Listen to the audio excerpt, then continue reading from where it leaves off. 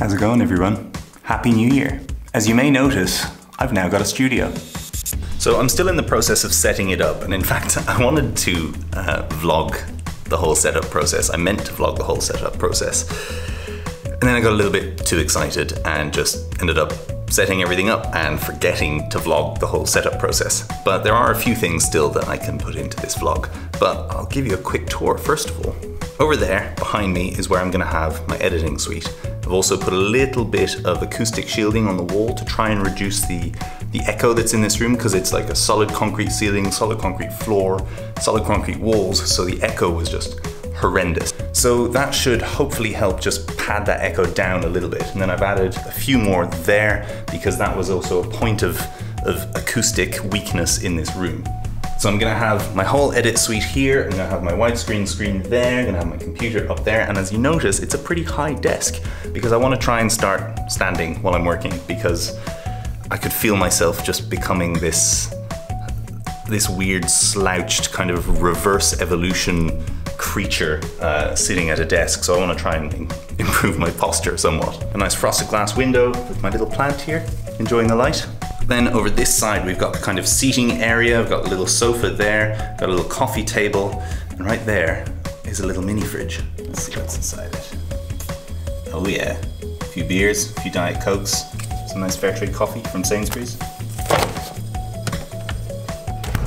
And then probably the coolest part of having a studio is to be able to have a studio. So let me show you exactly what I got here. Right now, I've got 3 rolls of paper up there.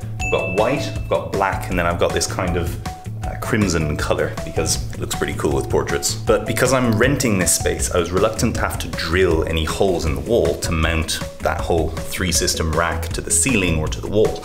So instead what I've done is I've gone for an autopole system. Now, Manfrotto make autopoles, which are probably quite good, but they are so expensive. You're looking at like $200 region to get that whole system up and running.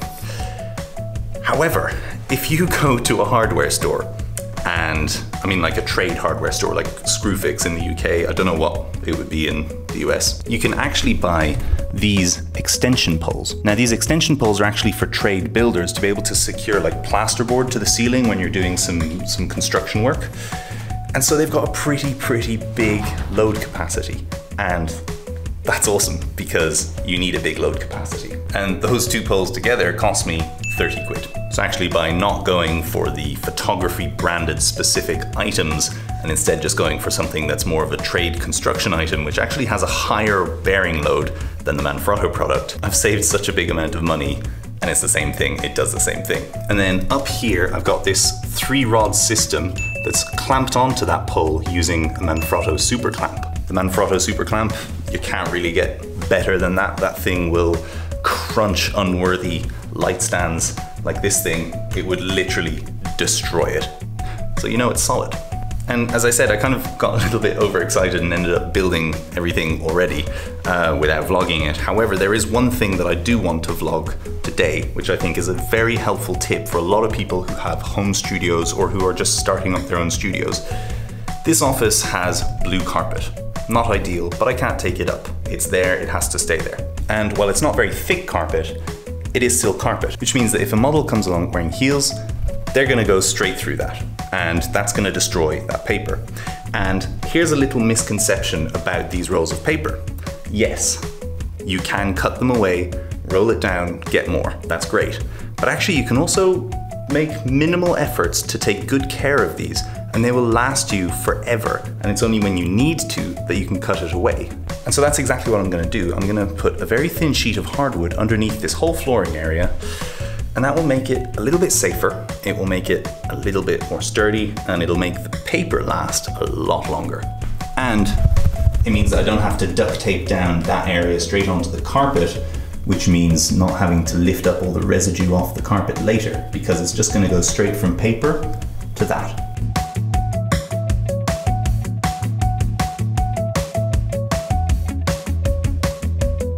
So there's a couple of reasons why I chose this stuff. First of all, it's a handy size, which means that It was easy for me to measure out exactly how many I needed, and I didn't need to cut any to size. I didn't need to have anything custom made to size. I literally just went to the hardware store and picked them up. Second thing is they're very cheap. They're like £5 a pop. So altogether, not all that expensive to have a proper floor in the studio. And then the third thing is actually in terms of grip. Under there you can see there's a bit of a texture, which means that having that face down on the carpet is going to prevent it from slipping when someone's standing on it. And that's really good, that's really handy because you want this to be solid and secure. All right, let's gaffer tape this thing down.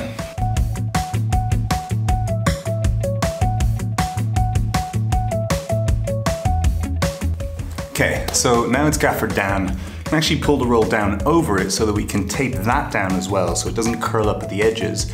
And that way we get that full infinity floor look. Now I'm gonna go ahead and use white because I feel like white's probably the most common color that I'm gonna use for photography backdrops. And that way if I need to pull another color down, I can actually just pull it down right over that white. But otherwise white is there by default.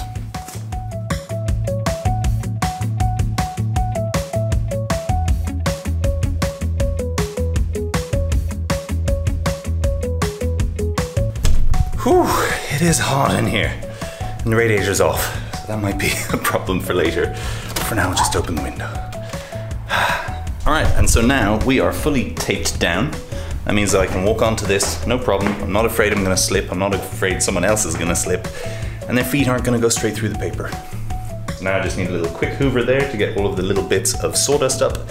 That's good to go. All right, let's test out the acoustics here. Now I'm on the shotgun mic. How does this sound?